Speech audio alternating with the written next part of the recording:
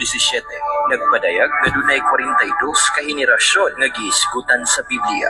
Apan kung ato kining himay-himayon sa pagtuki niini gikan sa unang henerasyon kang Abraham, adunay 14 ka henerasyon ngadto kang David, adunay 14 ka henerasyon hangtod sa paglalin nila ngadto sa Babylonia, hangtod kang Kristo adunay 14, apan kung siganikon o tinagsaon pagsusi adunay 41 lang ka henerasyon hangtod kang Jesus. Kinsa ba ang ika-42 nga henerasyon? Kini ang revelation of grace sa mahal-mahal nga jutay, magyapoy klaro. May son, may hapon, may yung buntag, may unto, may gabi, may kadlawon sa tanan. Wasa ka man karon na shout out sa lahat ng kapatiran natin, no? Medyo umulan ngayon. Itong mga igsoon nga nasa plaza karon, no? Nagsilibrar sa birthday sa itong igsoon. O happy birthday na lang sa tanan itong mga higala nga nag-birthday karon. Damay na ka nag-birthday, no? Usa si Tatay Digong o uban pa si isa pa yung naglaing ng birthday. Si shoutout sa kay Lois Balita. Patay man, may klaro. Sa issue na tao to. Kusog na ito karon. Kusog na itong globe. Pugos nagbayad. Shoutout kay Pastora Jen, DJ Jen Hernandez sa DYRG, no? Mayong hapon na DJ. Gusta. Pagkaisunan, shoutout, happy birthday sa nagbagulanon ka panahon atong pagumusta ang atong igsoon, Brother Edwin Bigay sa Malabon. Kumusta kayo lahat? At saka kay Pastor Torigusa niya, no? Pastor Torigusa, GR Torigusa sa Cavite. Kumusta kayo? O Pastor Paddy Torigusa sa Tabing. O shout out to Brother Roniel Carbonilla Bigay, no? Sa Abu Dhabi. Usay lahat yan, mga kapatiran natin, mga amigas, mga amigos, igsoon atong nakupribileyo nga magpadayon ta sa Revelation of Grace. Kini nga itong panahon, dili na ni marang-arang. Pasig mag-expect mo marang-arang na itong panahon, wala na. The earth is in vanity, the earth is in corruption, and the creation is not willing. Dili kung gusto ang kabuhatan sa kahimtang na to, but because it is subject by Him. Nag-repair sa Diyos, no? Subject by God. God, there will be groanings, there will be travail, dunay pag-agulo, dunay pag-agwanta. What's the purpose for the manifestation of the Son of God? So, wala ilang tinguhang Diyos in these last days nga mapadayag ang 42nd generation. The 42nd generation, kini ang grupo sa mga tao nga victors, na dili na makig-away, humana ang gubat, tapos ng gubat, kunsyo matumis, titilistay, mana, gitawag din sila og mga overcomers. Ato pa, humana, labaw ng mananaog. Revelation 3 verse 21, mga mananaog niya ang Kristo. Maigsoon nga, ako isgutan karon kining true crucifixion. Ang crucifixion sa atong Ginoong Kristo, igsoon, mao to ang pinalidan, ang kahumanan sa gubat. Wala na. Ay na pagtapok o kuan, pagkama, o prayer warriors. Usa may awayo ni mo, humana man. Aton lang embrace, atong dawaton, atong i-impose ang mga balaod. Parang sa Pilipinas, ang Pilipinas, daghang kayong balaod, daghang kayong rule to follow, pero wala sunod-sunod, wala ba na ito Jesus, gihatag na niya ang verdict, no? Gihatag na niya ang kadaugan, mingon siya kung siya matumis, it is done. After his resurrection, after his incarnation, sa pagpakatao sa Ginoo, Jesus lived on earth for 3.5 years, no? 33 years, no? For 30 years, no? Dili siya nagpuyo. So, then he went to the cross. Kuman yun sa 30 katuig, ingon siya, I will go. No? Sa ako antuan, dili mo kanto, gigna niya mga disipulo. Wanto ako, mingon ng si Tomas, si Felipe, asa man ka Ginoo siya? Ako kantuan, di mo kanto. O, nga naman, may musunod ko magpalansang mo. May malaning tao mo, saan nga, okay, magpakamatay ko, why mahitabo ni mo, mag-agisong kamot, ha?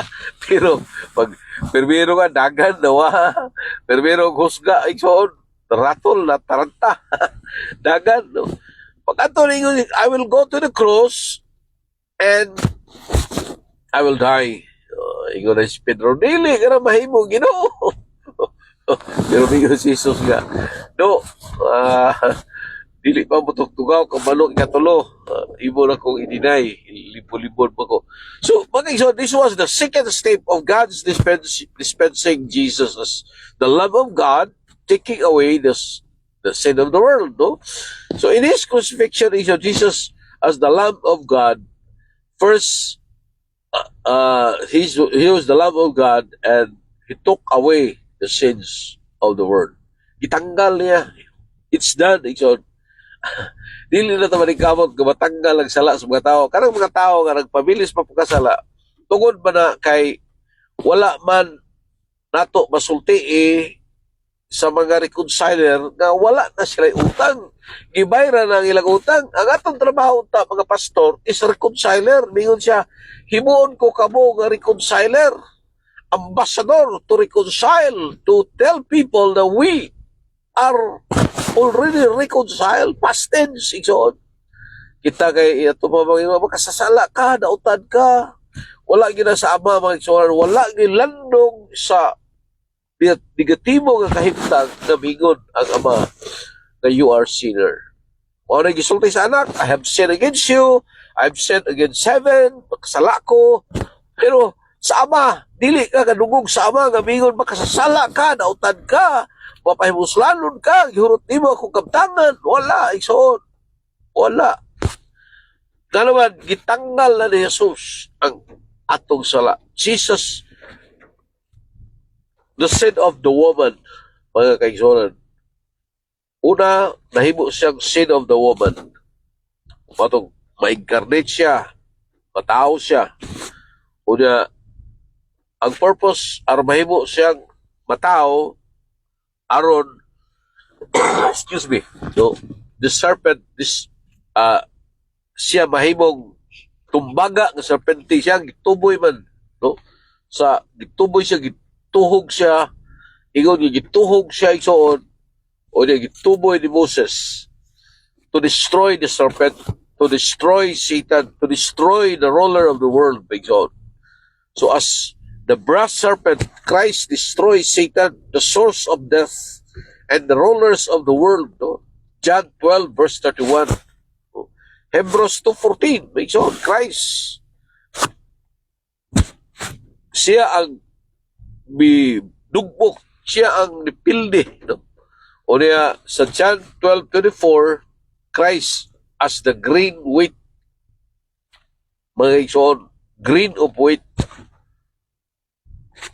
Gawas kong ang binhi, mamatay, mahulog, o niya, mahulog mo, gitib kini, mo produce, o daghang binhi.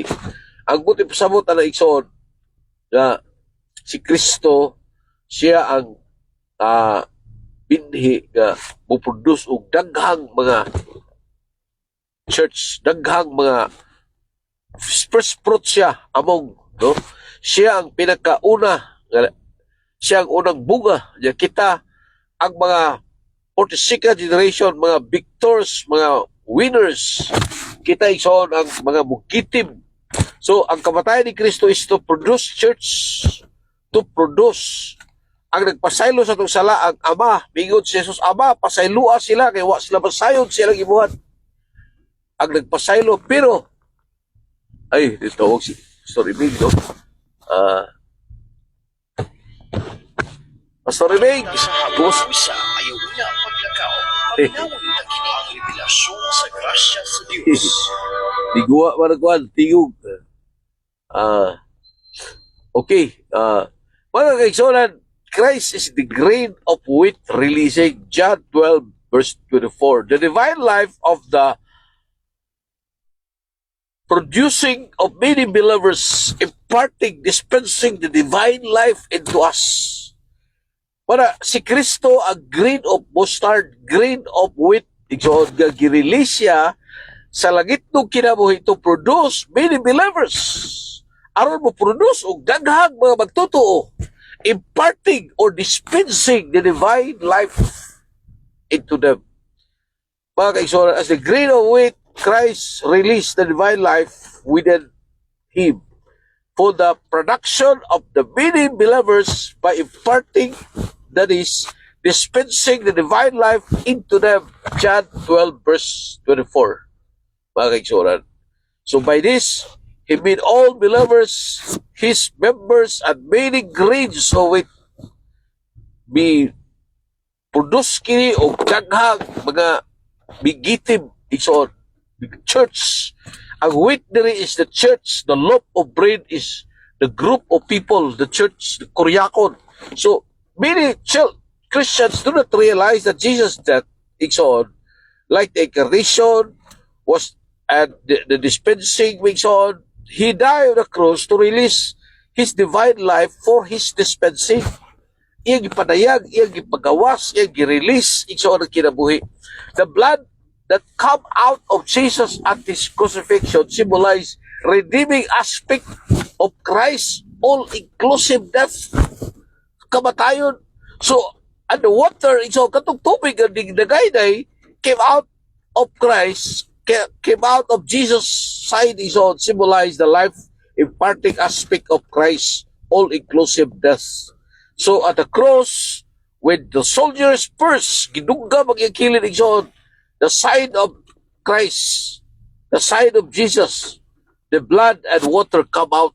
Now, John 19 verse 34. So the blood symbolized the redeeming aspect of Jesus, all-inclusive death, and the water come out of Jesus symbolize the life imparting aspect of Jesus, all-inclusive death. It's on.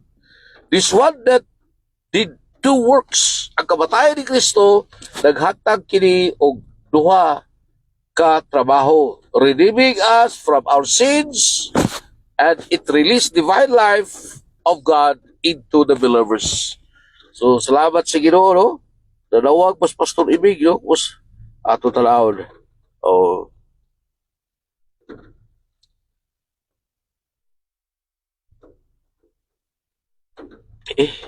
Wah.